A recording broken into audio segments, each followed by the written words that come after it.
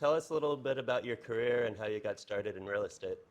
So I started 35 years ago, very long time, and I'm doing it for many, many years, and I learned a lot throughout my career. I actually started it by just when I was attending USC in California, and I got a traffic ticket that I couldn't afford to pay. So I was rushing to find a job, and I found a job as a property manager of a really rough residential building in downtown LA. At the time, it was really rough area. And I started with that, and then I was asked by one of the partners that owned the building to find them another building.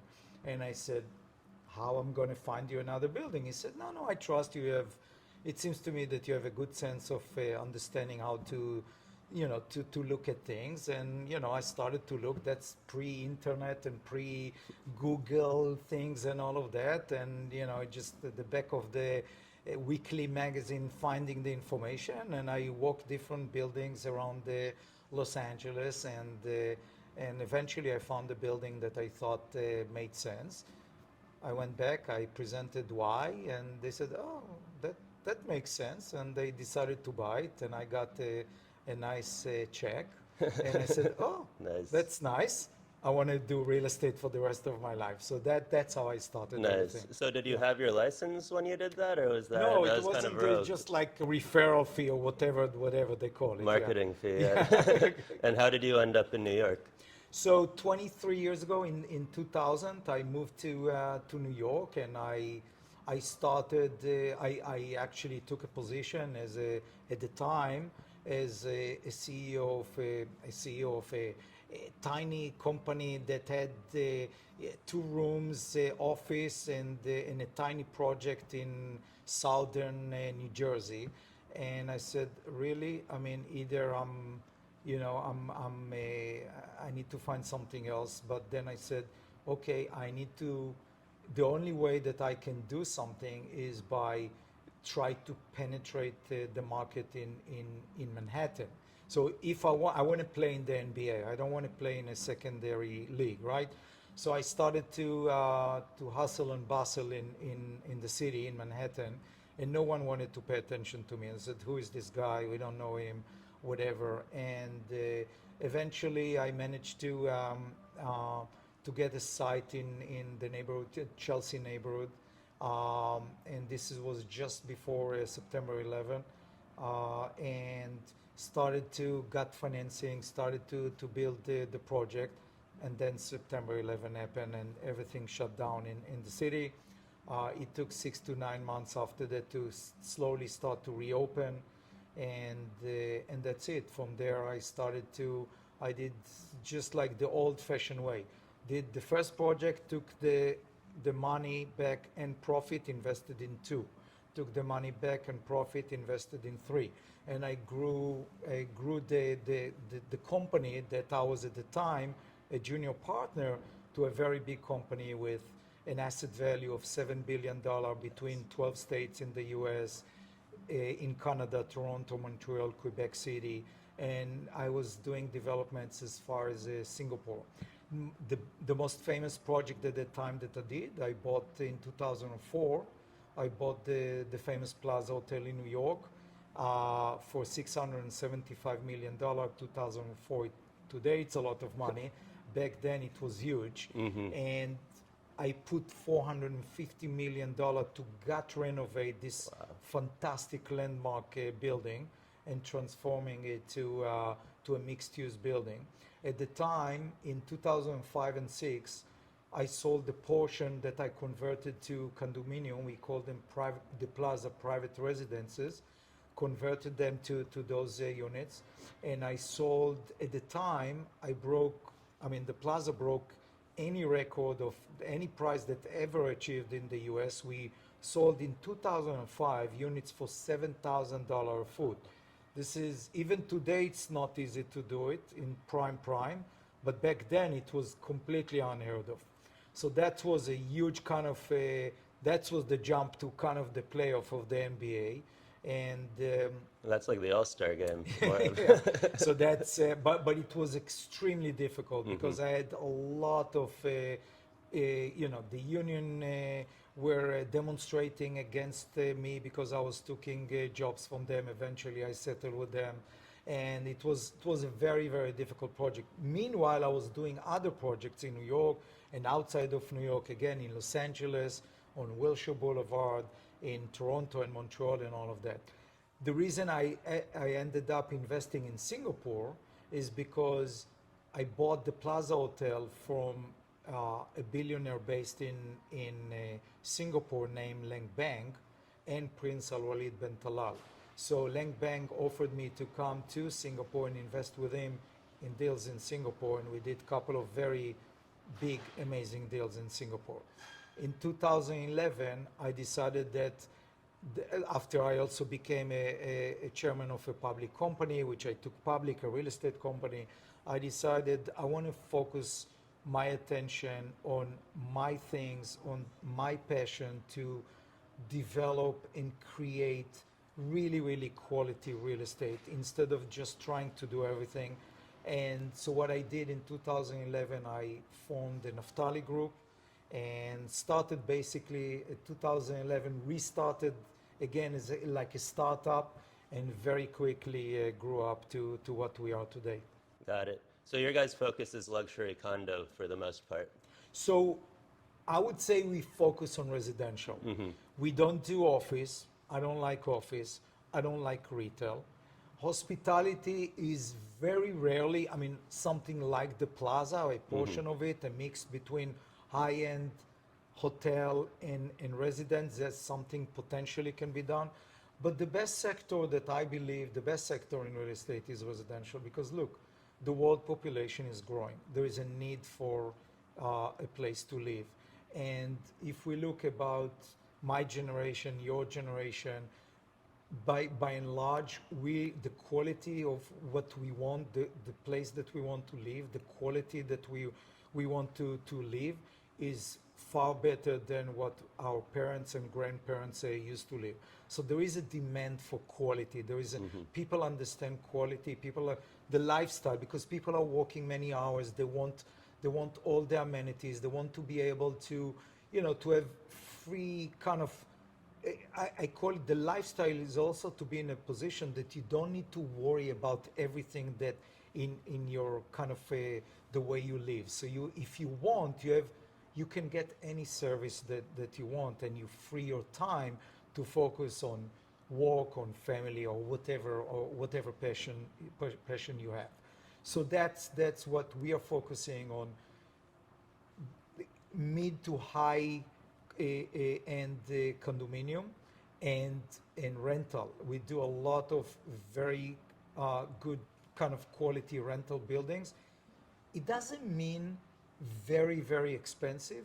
It just means that the quality of every project that we design and build is very, very good quality for the price point. Of course, we cannot use a rare stone in a condominium project that we sell for $1 million, $2 million, but it doesn't mean that we are not paying attention to the detail, or we're not using a very nice stone, right? But if I sell a unit for $60 million, that's maybe I use a rare stone that, those that are looking for $60 million, it's like a very rare piece of art. But the quality of the design, the attention to detail, the attention to everything from the minute the sense of arrival to the building, all the way to the way you live as a tenant or as an owner in our building, we focus the attention is to each and every detail, whatever, regardless of the price point. So we don't do completely low end, but we do definitely mid to high price units. And how did you guys identify Miami was the city that you wanted to move into next, and then zero in on Worldcenter and this lot specifically? So we think that we're quite good in what we do and the way we design, but we also very realistic. We don't think that we are good enough to create a demand. So we always follow the demand. We pay attention, we follow the demand. Miami, I didn't discover Miami. Many people discovered Miami way before me, but Miami matured a lot in the last 5 to 10 years and really matured a lot since COVID. If you think about it, Miami offers everything that you want today and competing head to head with the top cities in the world, definitely in the US, but in the world, between culture and restaurant, entertainment, everything is here, right? So because everything here, this is not only or not just, oh, it's a nice place to spend the winter time for the Northeastern or whatever. This is a beautiful place to live. And part of it is the demand for quality. The demand for quality, the quality of product for everything, not only real estate, between the quality of restaurants today, the design district, the quality of fashion, the quality of design, the quality of everything in Miami is substantially higher than 10 years ago, right? By and large. So that's where we can step in and contribute our part to, because we are very well known for the attention to detail, the quality of the design, the quality of the layouts, the quality of the production. One thing is to design and to show a beautiful rendering. Another thing is really to deliver the right quality. And because we are doing it for so many years in different markets, we are known to be able to deliver a really good quality. Look, part of it was during COVID, we had a lot of New York buyers asking us, what do you have in Miami? What do you have in South Florida? And the answer was nothing. So they said, okay, when you have something, can you let us know? We like the way you guys are designing and developing things. We potentially going to look at it. So we said, okay, great. So there is a real demand for it. And now Miami Worldcenter is because we believe very much in the transition into an urban type of living, right? What does it mean, urban type of living? What is New York all about? New York is all about that you go out wherever you live, right? You walk almost in any weather, okay? You have everything that you want around you, everything that you need and everything that you want. But it's not only New York. Think about Paris, think about London, think about all the major cities. Now, if you think about South Florida, you really need a car here. You really need a car, and the culture here is really around car. What does it mean? Some people spend 2 hours and more a day in a car. So now thinking about lifestyle, what is part of a lifestyle? Lifestyle is not only to have a nice suit or a nice whatever, right? Or to go to a nice restaurant. Lifestyle is also how do you spend less time in a car and more time to do whatever you want. Miami Worldcenter is a relatively new neighborhood. The design, in a way, thinking about urban type of environment. So all the lobbies for all the buildings are at the ground floor. You step out to the sidewalk. You step in from the sidewalk to your building.